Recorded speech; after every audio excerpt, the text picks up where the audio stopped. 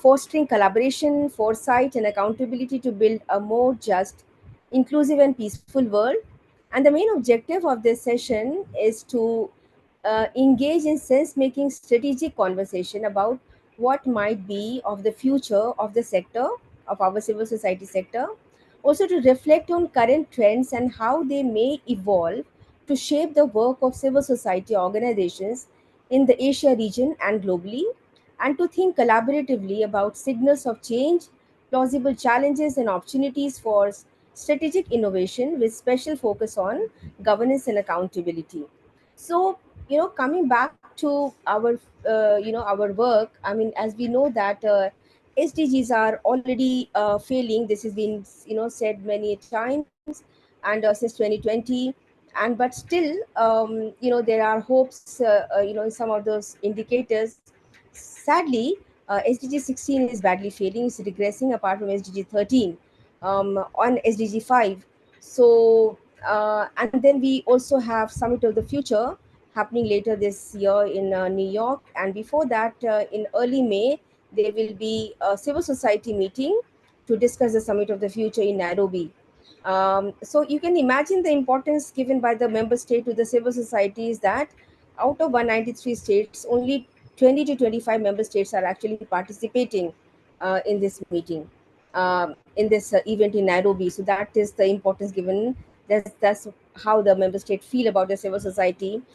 We have been, very vocal about the how why SDGs are not kind of accelerating. What are the issues? And the main issue that we see, the issues of governance, accountability, inclusion. When we are talking about leaving no one behind, there are countries who are left behind, like Taiwan, Iran. There are countries who are left behind, and then also there are also the major voices are missing, especially from the community level. So I think looking at all these things is very important for us, civil society, to deliberate. How do we look at the future? How do we see ourselves? Because we see that the funding are decreasing, the shrinking civic space is hardly mentioned, has found any space in any voluntary national review. And there are the issues of democracy, the changing narrative of democracy. We have some very good, very experts and great speakers here. I also see William Goyce, who William, you are here. I would really want you to speak because I know you have that expertise. From Southeast Asia, rather from East Asia, especially talking about what kind of danger that we see as civil society, and how can we be working with in more solidarity. So to continue our event, I would see that I see that there are many participants, but the first participant I see was is Zia. Thank you, Zia. Zia is joining us from Latvia. Thank you, Zia. I know it's early morning for you. So Zia, the floor is yours, and you have about 10 minutes. Thank you very much indeed, Joycna. It's really very early morning and it's snowing here in Latvia. I don't know if I can show you my, and I'm in my room, but I can see the snow outside window. Um, it's very cold here. But the discussion that you want me to do is really important and um, challenging. I think in the context of Asia, I see that Asia is a home of um, billions of people, and we see that 80 million people today living below uh, $1 a day in Asia, and 1.7 billion people living below $2 a day per day. So this shares the challenge, the rising inequalities in our societies, the inequality of economics, the inequality of opportunities. We see that these things are um actually creating uh, a disconnect between the state and the societies. And this disconnect is widening day by day, unfortunately. Uh, the society is moving ahead in another direction, whereas the states have their own agendas and they are moving in different directions. So there is no coherence among state and society. And definitely, the bridging between state and society is the civil society. And when civil society tries to bridge that gap, and when civil society tries to raise such issues, highlight these issues, the states doesn't like that, unfortunately. And therefore, what you were talking about, the challenges to our civic rights in spaces, human rights defenders are being criminalized. It's a culture of impunity for those who are facilitating state in doing all that. Whereas we see that the voices of dissent are being silenced in every of our society, particularly in South Asia. You see what has happened to the democracy. The, the populist nationalism has come up everywhere.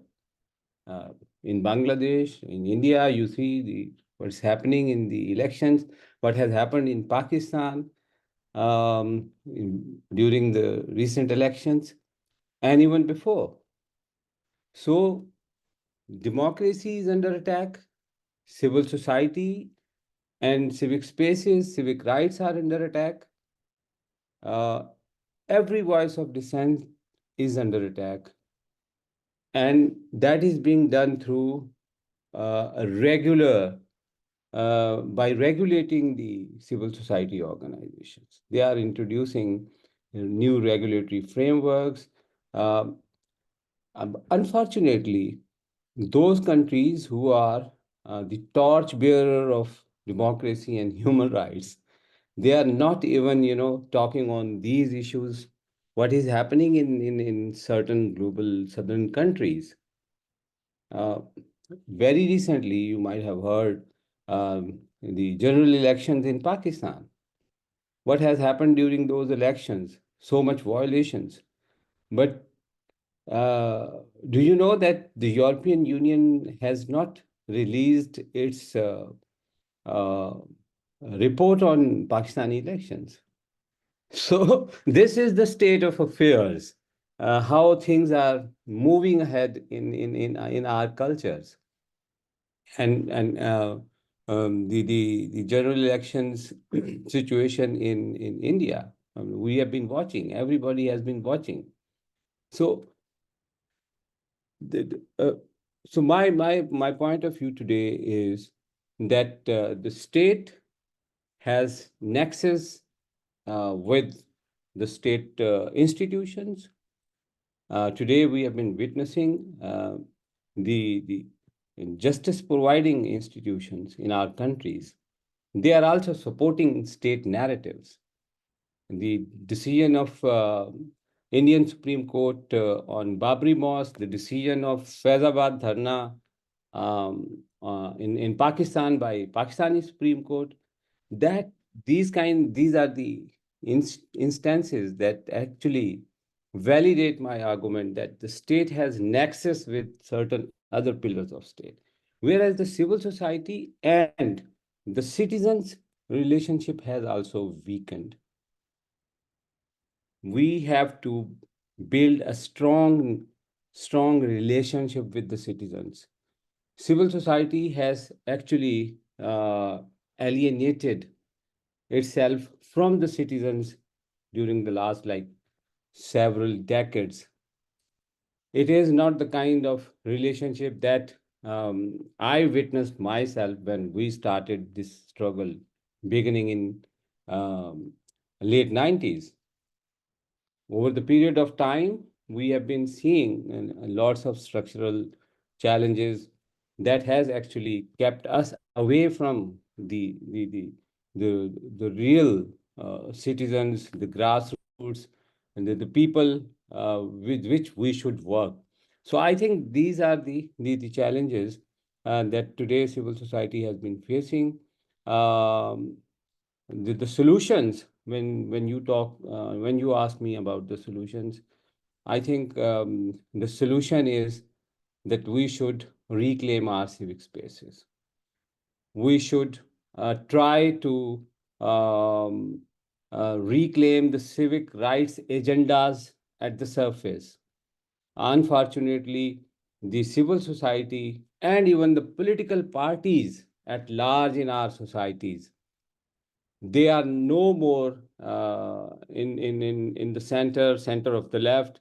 They have transformed them into the center right parties. They have transformed them into the humanitarian action organizations. So we have to work again on human rights agendas. Our rights based approaches should come back to the civil society sector. This is important. The second is that the rights-based organizations should have common platforms where they should actually propagate and try to mobilize the financial resources, try to push the funding organizations that these are the real challenges: the freedom of expression, freedom of association, civic rights, human rights. These are the challenges in our societies that we need to address. So I would stop here. I think we will have more questions, and then I will talk on that. Thank you, Josna and colleagues.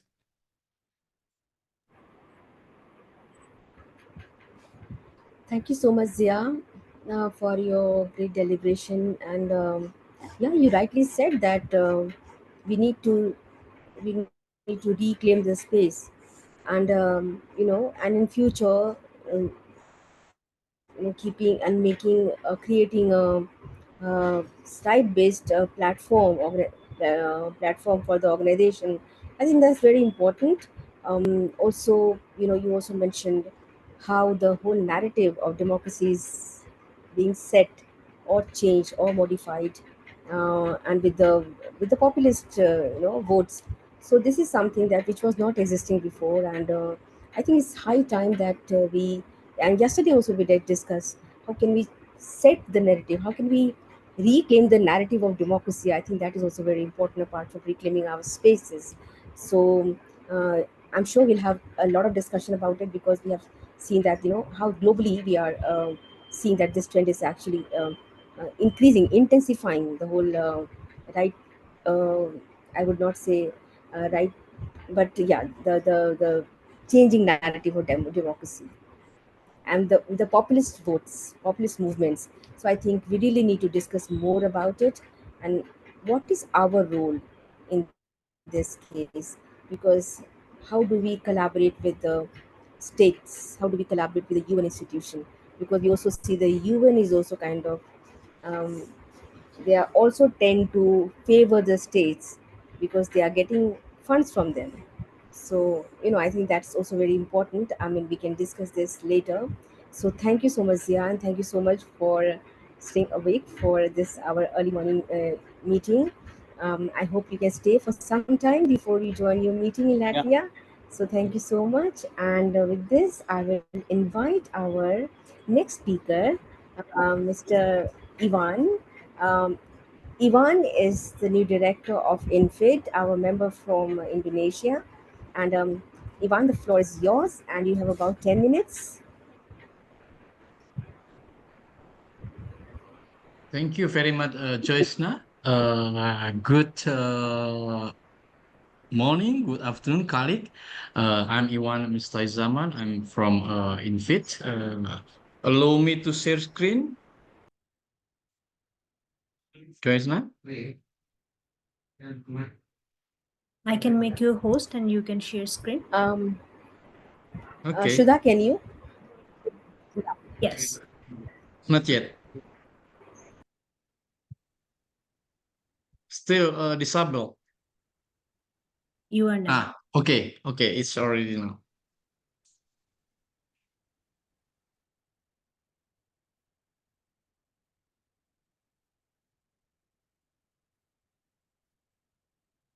Okay, I hope it's already on your screen now.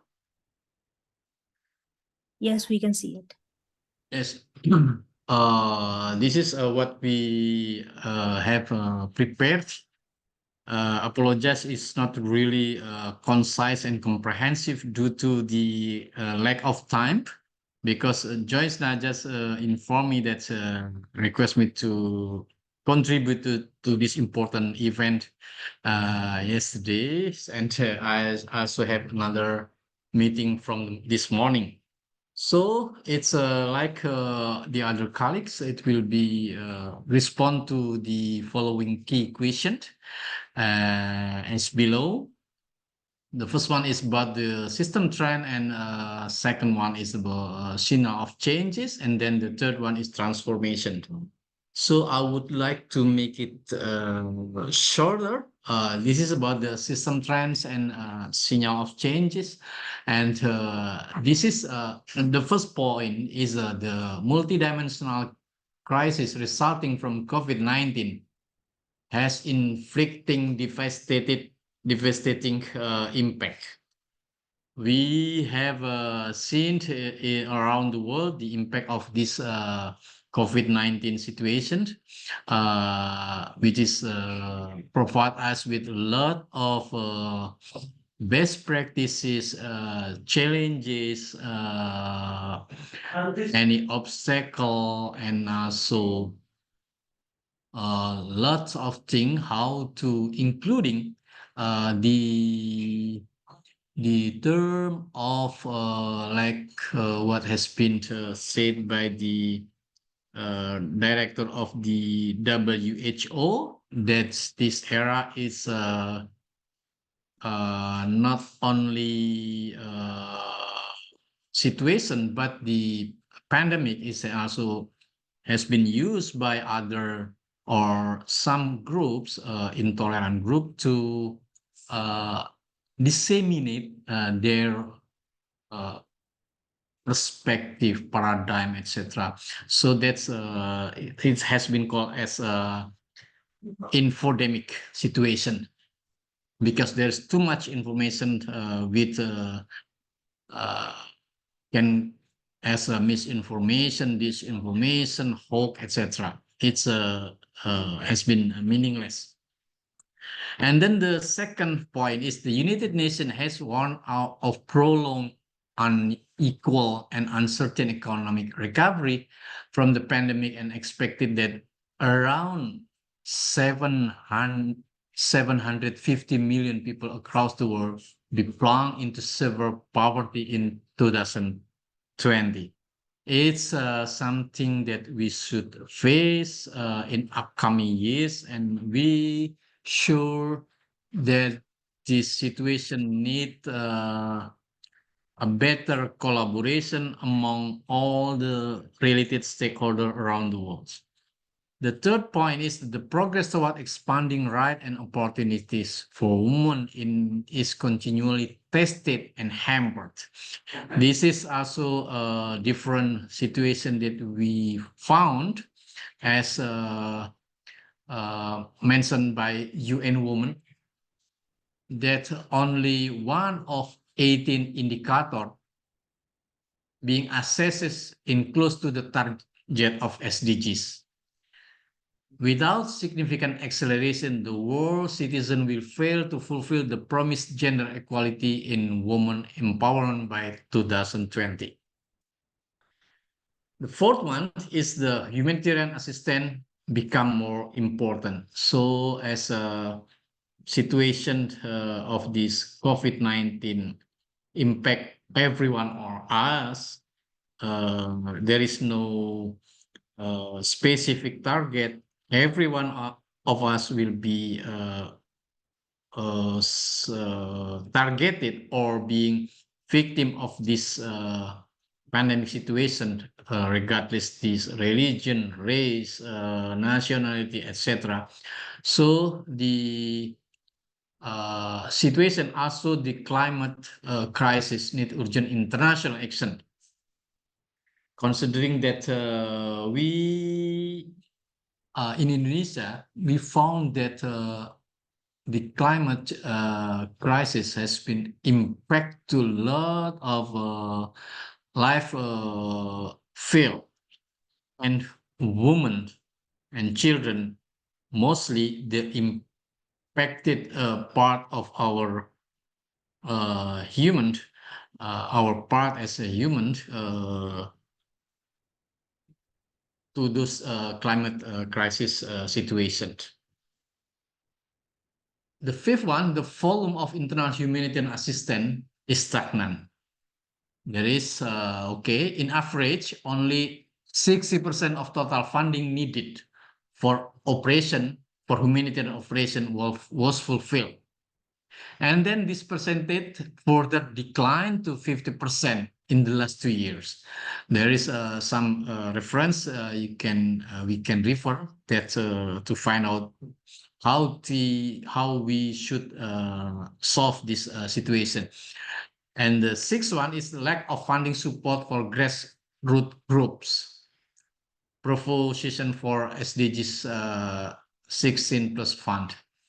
This is situation faced by a lot of Indonesian CSO. INFIT has been conduct research and found that 70% of Indonesian CSO uh, has been on the uh, death and life situation, uh, and they doesn't have more access to do what they plan to do because they doesn't have proper support from as required.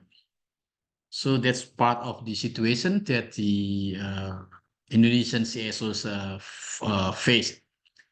And then this chilling and many more are why the international community must come together to support and finance all global SDG 16 plus fund. So this is what we would like to emphasize, the importance of this international community to work along, to hand in hand on the providing a better situation for to support and finance a global SDG 16 plus fund. And then for transformation, the first one is about the adopt a right-based approach to lessen international development disparities. The second one is perspective of civil and political right as leading theme in poverty eradication should be broadened. Because considering that developed countries, G20, G7, OECD, should ensure that the world have their basic needs met and their basic protection provided for while establishing a monitoring mechanism. The third one is increase in quality investment for resilience. This is also something that we should pay attention. The fourth one is to strengthen action to protect civilians before, during, and after conflict. Because we also found recently at least to situation that unexpected situation happened uh, in some area in the world that should be uh, taken carefully because we have to strengthen action to protect civilians. And the fifth one is donor collaborative are rooted in the idea that working together toward a common goal yields greater positive impact than what could be achieved on individual basis. This common understanding is we need to promote tirelessly to all the related stakeholders that collaboration uh, required, and there is no negotiation. We have to collaborate to respond to this recent situation. Thank you very much. Over to you, Joyce.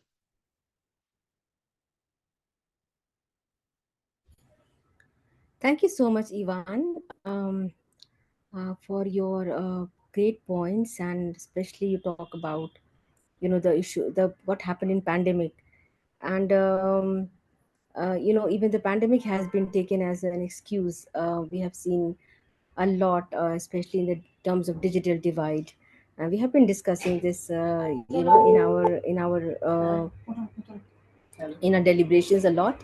Apart from that, there has been also issues of, you know um, the resilience of the civil society. We see somewhere that we are also losing hope, and we are also listening. I mean, we are supposed to be an independent body, but somehow I think we also need to work a lot on our resilience, and especially in terms of SDG 16. This becomes very important, because when you talk about the issues of climate crises, you talk about the issues of inclusion, or I think these are the very important issues where we need to bring in, and this is no one but the civil society can only, can contribute. So thank you so much also to share the perspective from Southeast Asia, Ivan, and I would request you to kindly wait, because I'm sure there will be questions from our speakers and other participants. So thank you once again. And with this, Welcome. I would now like to invite our third speaker, from Bangladesh, Mr. Ahmed Kapil Majumdar.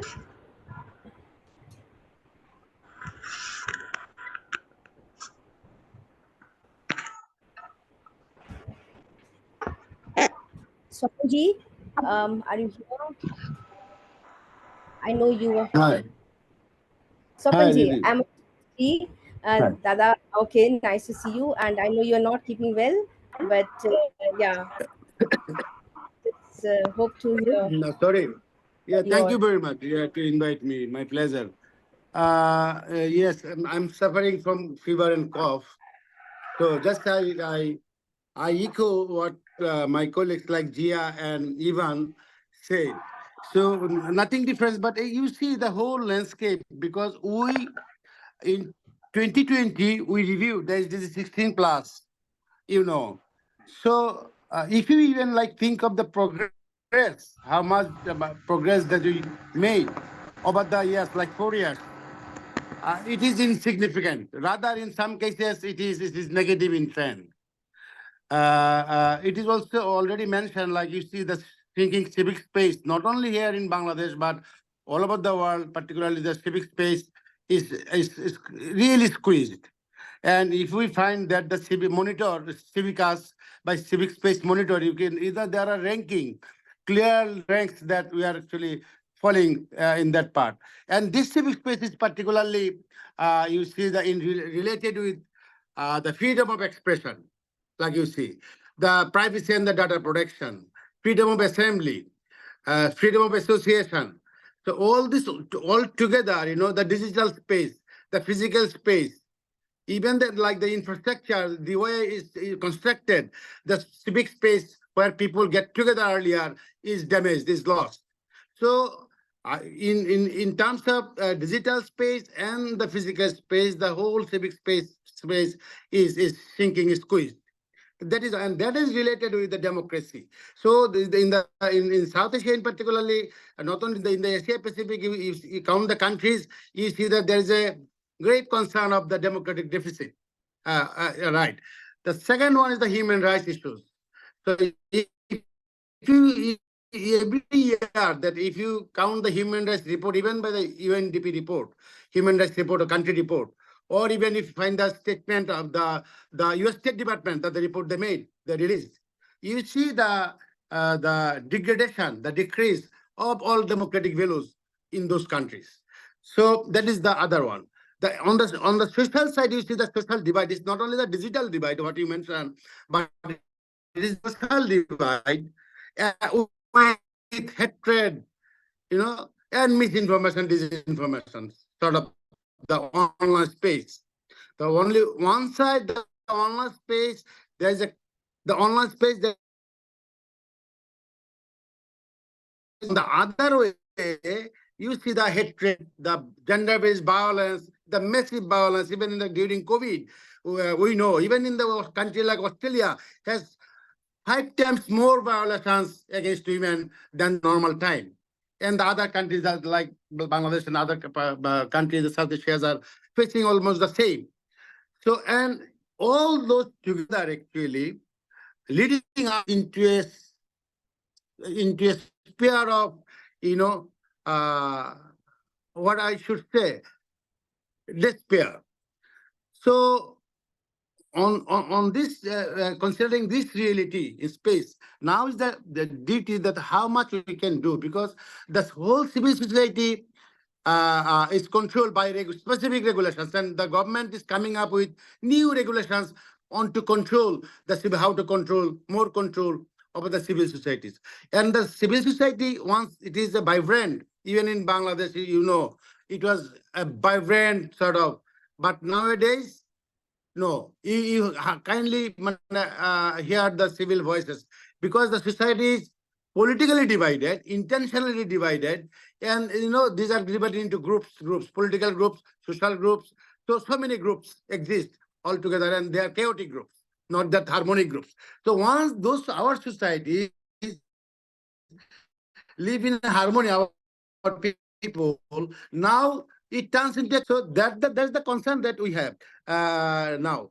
So this is in short that to me, because the SDG 16 like the strong institutions, rather the institutions are decaying every time, and years after years, the government institutions, particularly public institutions, this is amazing. Intentionally, actually, they are dysfunctional. That the accountability, the participation, the people's participation, the decision making process, the transparency, all those things, there is none to question on. Because if you question, you are against of the ruling party, you are against of government. So this is the condition now we are staying in. So in this condition where there is no strong institutions, there are lack of peace, there are lack of justice, lack of human rights situation. So there is a democratic deficit. So all this together actually leading us into a despair. But like that positively, only the collective efforts, only the continual discussion, and the collective efforts by the civil societies can help make change that we can hope for. Otherwise, the way the it's leading, the other crises are there in energy, power, climate change, all those things. They will leave that. But yes, this is 16 plus.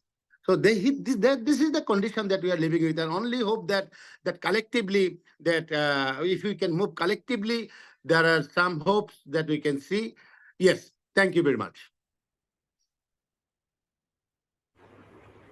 Thank you so much, Sopan Bhai, for your great deliberation and yeah, the collective effort that we have been hearing from all of you. I think this is something very important to show our solidarity. I think that's also very important. So thank you so much. And now I would also want to see if there are any participants from Southeast Asia who would want to speak. I see Ted Tan, or maybe you would want to say something from Southeast Asia, or someone else.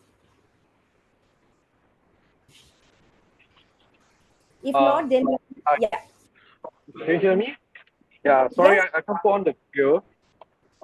Uh, just give me 1 second.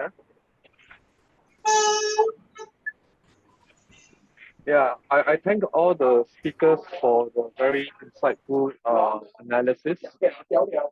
So I think if you are familiar with like context of Singapore, like we are a very small country, and although it's always praised as being very rich and advanced and this and that, but the challenges we face are not much different in terms of the very restricted civic space. And I do agree with the analysis on uh, like that there's this growing divide between the citizens and the civil society. But maybe I just want to raise one point that the present the so-called authoritarian or non-democratic kind of parties that are dominant in so many of the places in our region. Many of them, they are actually supported by the citizens as well. So I mean that's why they are in power, right? So, and I think earlier you mentioned something about the populist challenge. Yeah, I think it has something to do with it, but um, I'm not sure if I can give like any kind of solutions, but I think we should keep this in mind when we are discussing the greater challenge. Yeah. Okay, I'll stop there and maybe somebody else can pick up. Thanks.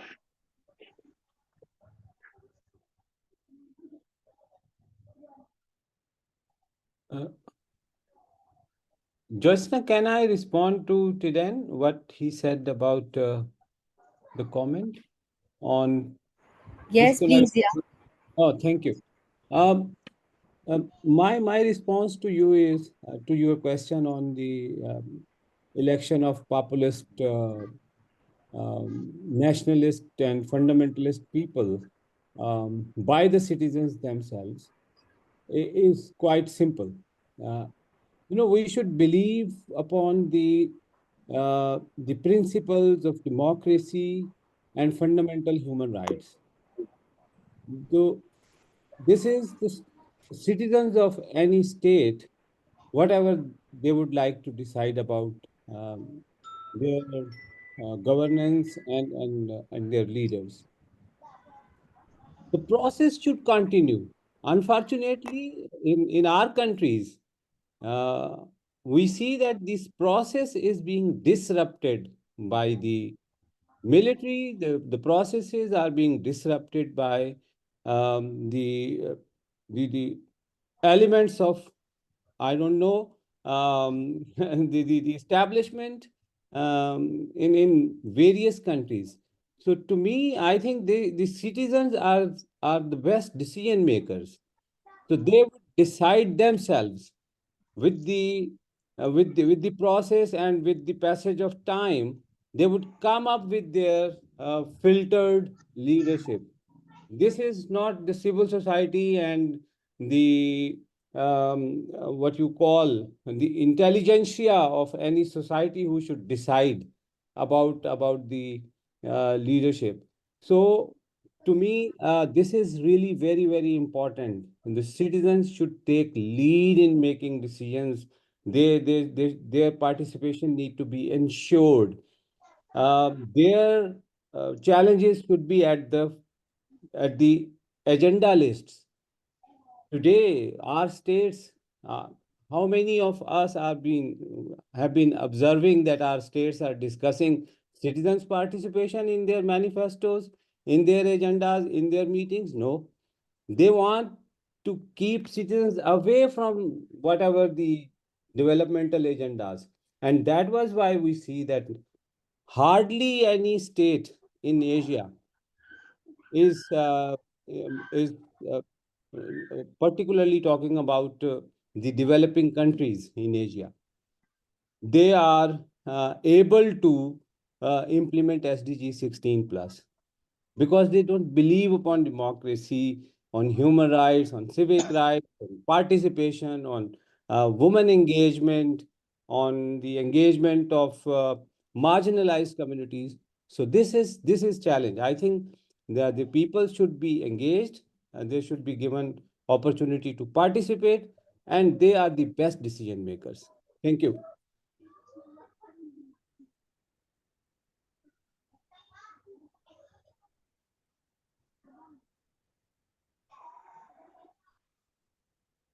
Joshna, over to you.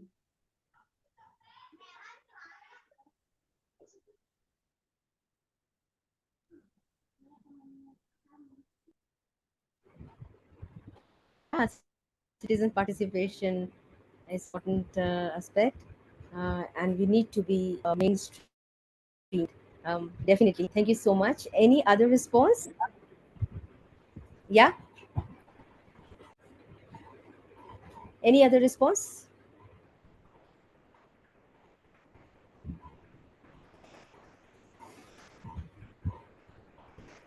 Okay. Okay, so there is another question I see. For Zia, you have there is lots of questions for you. Um, the question is asked by Shudha. Shudha, are you there? Hi, I have written it in the chat. Do you think our civil society agenda is still fuel? Yep, Yes, I yes, you please. can. totally, yeah, I totally agree with you, Shudha. Unfortunately, we are being driven by the funders, and this is not new. For the last like 30 years of mine working in this sector, I remember that when we started social and political activism, um, we were able to develop our own modules of development, of people's empowerment and political engagement. Um, and that was not like that we had so much of jargonized kind of language and everything. It was simple idea put together with pencil on a paper, and it was a kind of presentation and convincing arguments that we were able to share with our funders, and the funders were giving us the financial support. But today, you see that the funders are coming up with their own RFPs. The whole project and idea is already prepared, and we have to simply implement. It's like a kind of uh, what you call a kind of skilled person who can install something correctly somewhere, whereas the manufactured and detailed, structure of something is already available. So the civil society today is doing the same. That was why, as I've shared in my earlier discussion, that our agendas, the citizens' agendas, are at the back end, and we need to bring those agendas at the surface to reclaim our spaces. And the other thing is looking at this transformation into the funding and the priorities of the international funding agencies, we have also transformed. I have hundreds of examples of organizations working in our countries who were rights based organizations who taught us social and political activism, and now they are no more doing that kind of activism. They are now transformed themselves into a humanitarian action organization or a service delivery organization, or simply they have joined the gongo, the government NGO sector. So this is the kind of transformation that has happened in our societies, unfortunately, and we. That was why I'm now strongly trying to highlight this issue that we need to reclaim our civic rights and spaces, reclaim our NGO sector, fundamental work that actually we were doing 2 or 3 decades back. So thank you for asking this question. It was really interesting. Thank you, Zia. Very well said. The issues of funding, and yeah, we hear that how the civil society, they used to write simply the what they want to do, and they would get the fund. But now we have to fill the logical framework. This whole RFP, we are subcontracted, and yeah, even our roles have been changed. So we see, I see a hand. uh, Ted, Ted Tan, you Yes, want to ask a yes. question? Yes, No, please. actually, no, because I really like what Zai said, so I just want to echo. I hope doesn't take up too much airtime. But yes, so my reflection is that, like what I've seen, um, to survive in difficult contexts, many groups they have transformed themselves from advocacy to a service provider, and to me, like when you become a service provider, you are performing the role of what the government should be doing to provide services to the society, or you're trying to plug a gap. Sometimes the gaps are difficult to be uh, sucked by the government because of social attitudes, and I mean especially for marginalized groups of people. Okay, that I can understand, but I'm just reflecting on like the current situation rather than like the big trends or what. But yes, um, I think it's a very difficult challenge.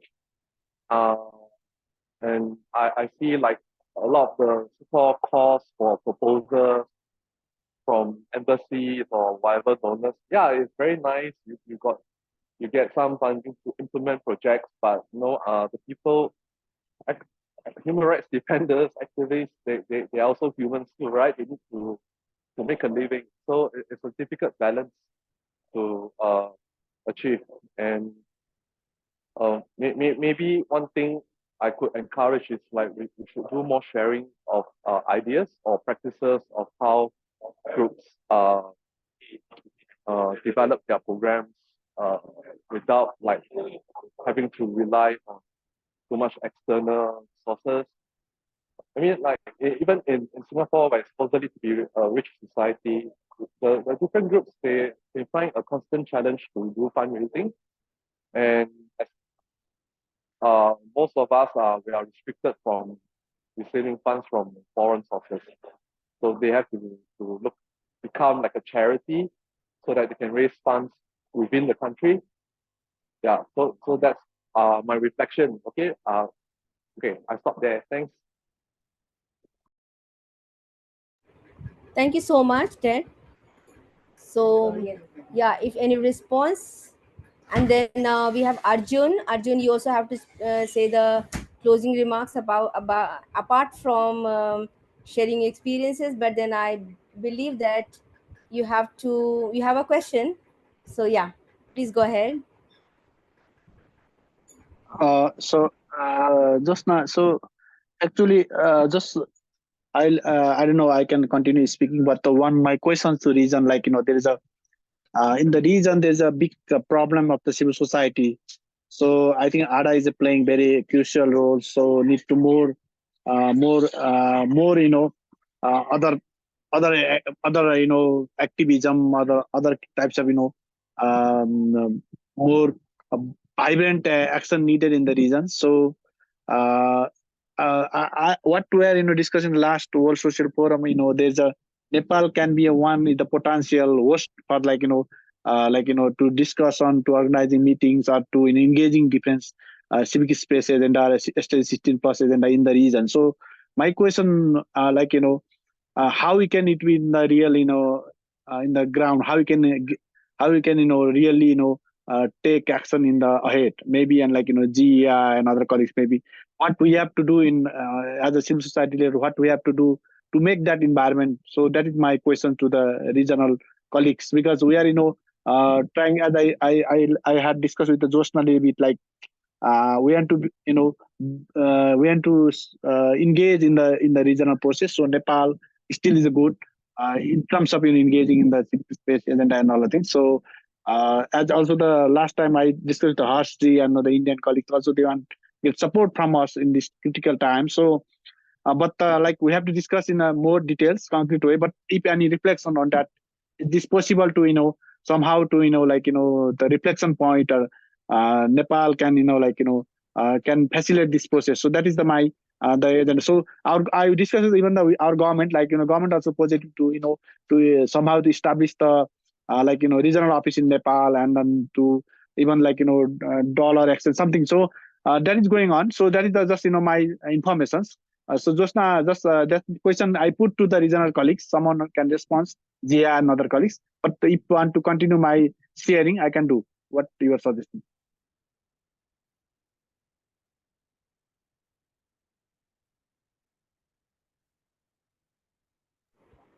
Thank you, Arjun. So before we move to you for final closing remark, maybe I would want the colleagues here. Zia, I know you have to leave now, but if you can just very briefly respond to Arjun, and then I will move to our other colleague Ivan and Ahmed Bhai.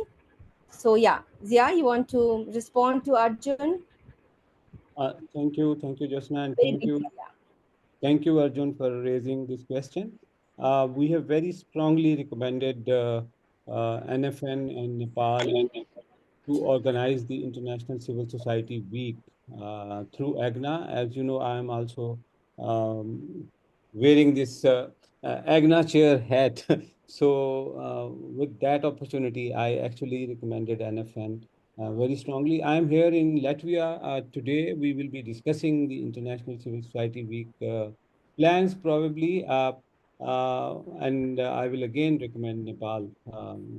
We know that you have a very successful um, s- evidence of organizing, a World Social Forum in February last this year. Um, so, I think, couple of recommendations. One is that we really don't have that multi-stakeholder regional forums, unfortunately. Particularly, I'm referring to forum like SARC and ASEAN. ASEAN is a little bit functional, but we see that in South Asia we don't uh, have any functional regional forum. In East Asia and in Northeast Asia, we see lots of functional regional forums. So this is important, that there should be, and also the engagement of civil society organizations with those forums which are being led by the states. Unfortunately, we are not that much engaged. I don't know if the civil society from Southeast Asia is engaged in ASEAN processes, but since our regional forum is non-functional, so civil society is not engaged fully with the regional process here in South Asia. So this is one maybe a kind of process that we need to recommend and we need to initiate, so as we have small blocks from where we can actually raise voices, because our regions have common challenges. The biggest common challenge in South Asia is poverty, inequality, and climate. Where to discuss? We are not allowed to discuss these issues regionally. Unfortunately, neither state nor civil society, we are not doing that. We are doing at our level in our countries, respective countries, but not collectively. So that was why I'm in support of the regional forums. Further, I think we need to actually create opportunities to address the inequality and to address the inequality of opportunities, actually. This is important. And to create good governance in our respective countries, how to actually widen the engagement with the citizens. Citizens engagement is also very, very important. The biggest challenge that we see is the corruption, rule of law, and the social exclusions. So these can only be addressed if we really, really target the citizens and engage with them. So with this, I thank you all for listening me and asking me wonderful questions. I beg leave because I have my meeting here. It has already started for the last 2 minutes. So thank you, Josna, and all, and see you soon. Thank you, Ji. Thank you, Zia. But can you just give me 1 minute, one half, 30 seconds?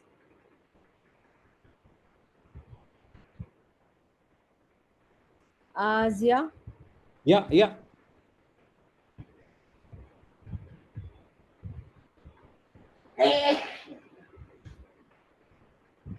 Oh, it's 1 minute. Okay, Zia. Yeah, I also Thank you, Jay. Thank you, Jay. hi. I'm Jay Hong. I'm from Taiwan Aid and also current co-chair of ADA. I'll just take the opportunity to gladly to inform everybody that Zia will become our new RC, regional coordinator for ADA. And we welcome him, and we thanks Joyce, and she will move to for us and continue to serve us in the civil society. And we welcome Zia. Welcome. Yeah. Thank you very much indeed, Jay. Oh, And congrats, Dia. Congrats, Dia. And also the thank you, Congratulations. Josna. Yeah. so thank you very much indeed. I hope that So thank you so much, Jay, for your this leadership and support. announcement, because Jay is our co-chair, and Zia, welcome on board, and thank you. So there's huge responsibility on your shoulder, and and I know that we have all a lot of trust in you. Thank you so much, Zia. So we'll not take your time. Yeah, Zia is also the chair of AGNA, so he has to attend the AGNA meeting. Keep us updated, Zia, and keep us Thank you very represented. much. Thank you. Bye, Thank bye, you, Jay. Zia. Thank you, Thank, Josna. Bye, colleagues. thank you. Now moving to now, thank you so much for all your. We will want more. Question before just moving to Arjun. Just one question to the speaker, maybe Ivan, you would want to speak, or Ted, or Swapan Bhai, that the question is basically, I wanted to ask, what is your ideal vision of cooperation in the future as civil society? Maybe think about how we intentionally change the shape to the future. So what are we striving for, what are we committed to? So if you could give your vision in just maybe one line or one word, that would be amazing. So Ivan, what is your ideal vision for future? How do you see it?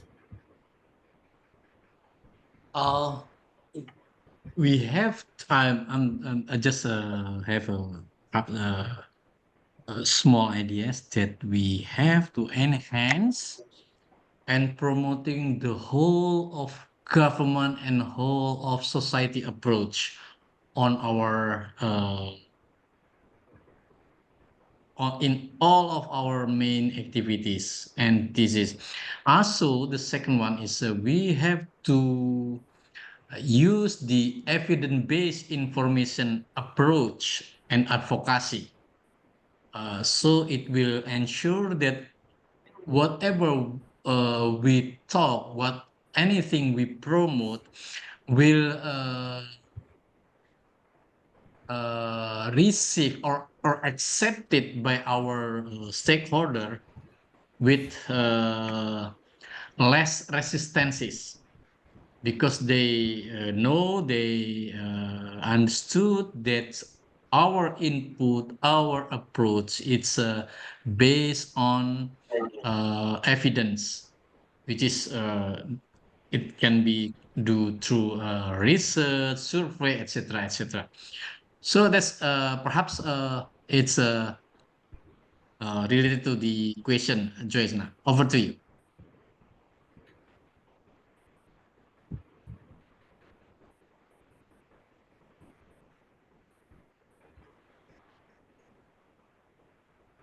Thank you so much, Ivan. And I have the same question to Sopan Bhai. Yeah. What is your ideal vision for the future? Hmm. I wonder because you see, uh, when we started activism, it was like the dream in life, leaving all the jobs, lucrative jobs, that rather than we come into the field to work with a vision, with a dream, to make betterment of the country, of the soil, of the people.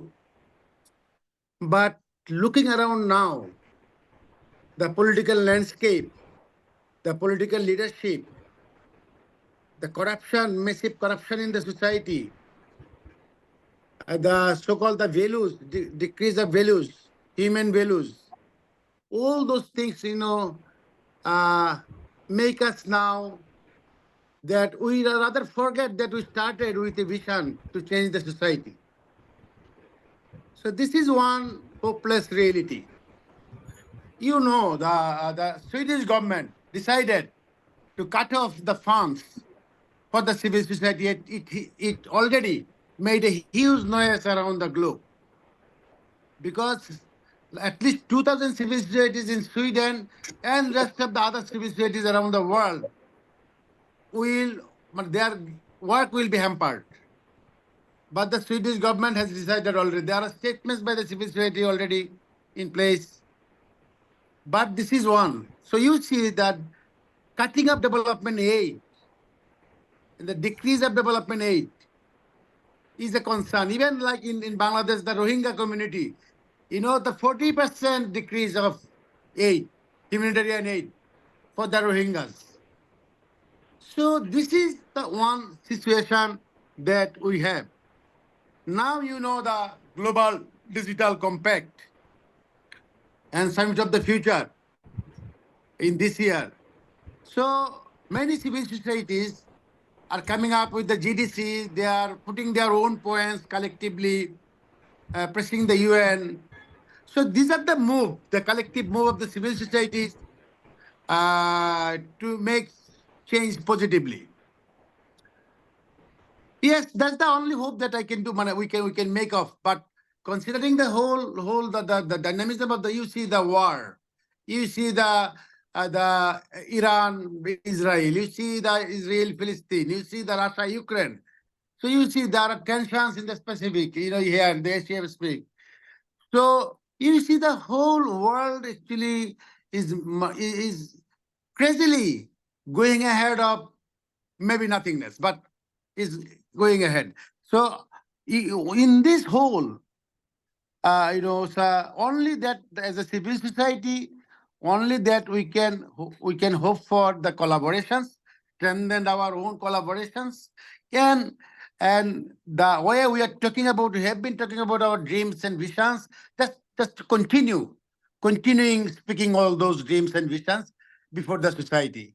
So only then maybe there can be a hope of prayer and can change some parts in some ways, maybe. Thank you.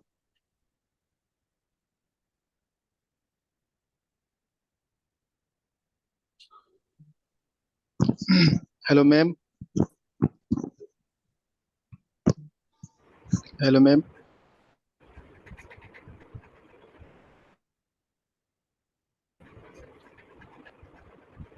Thank you so much, Swapan Bhai. Um,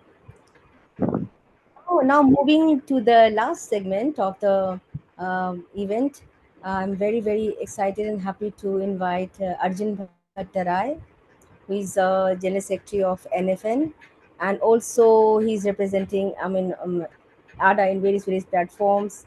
And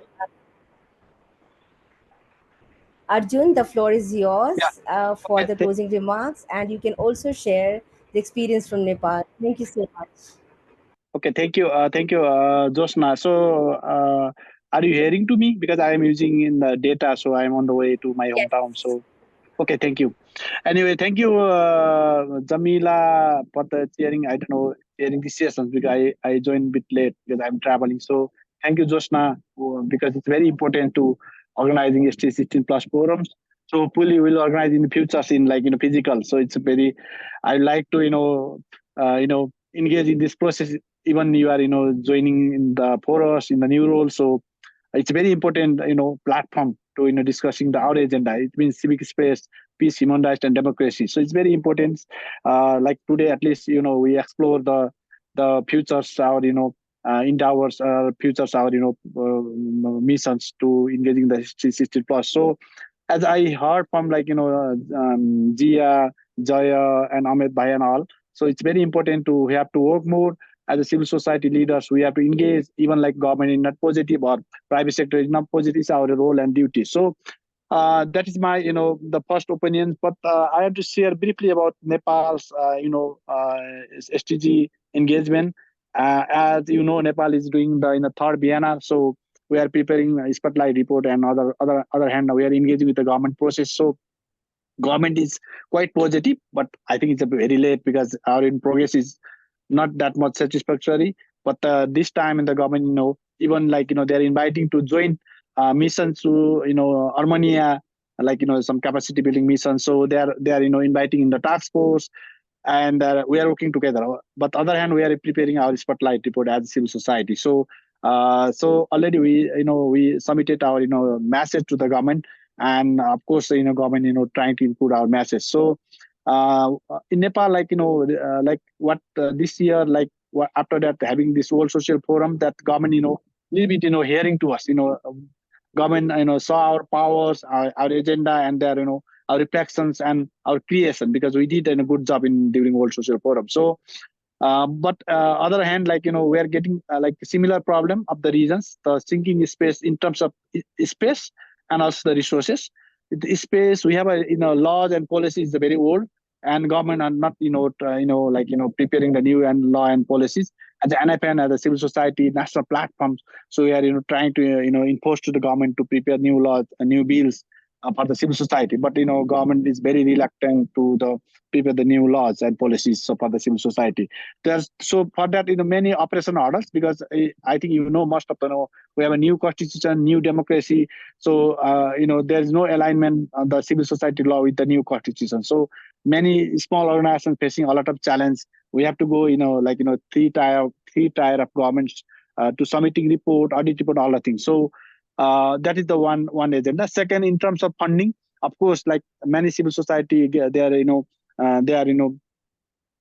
they reduce their funding, and donors more inviting the private sectors, multilateral, also like supporting the private sector rather than civil society. So this issue is continue. So as other colleagues said, that like we have to work collectively how we can force to the donors at least to support the civil society, because they are more priority in the private sectors, private company, individual companies. So that is the big challenge for us. It is not a challenge for us, it's the Asia challenge, the global challenge. So as a global civil society leaders, as a regional civil society leaders, as a national civil society leader, we have to fight against that. So we have to fight collectively. So that is the issue in the national level. So what we are doing now is, one is like, of course, we are bargaining with the donors. Also, we have to bargain with the government, because government should also engage the civil society in a different way, okay, in terms of budgetary funding or in terms of engagement of different platforms. So this is the what we are doing in the national level. So and then finally, what I want to share that and what our experience in the when we host that World Social Forum, the largest event of after the COVID-19, like there's a still there should be the civil society moments. So as a civil society, we have to we have to do the project, but we have to turn our we have to convert our project towards the campaigns, because it's the like somehow like SDG also somehow it being a little bit in the project work, but it's like now we want to engage in the more in the campaigns, and inviting more people's young generation. So I think next summit of the futures agenda, I think somehow like it will be again the boost the civil society. But there's always the agenda UN bring, but they don't give the money. That's the big questions for my side. So I spoke in in the global forum, the UN. Also, I spoke in the national platform, the regional platform. When the Millennium Campaign, the Millennium Development Goal, during that time, the UN bring the agenda. Of course, together, they give the money.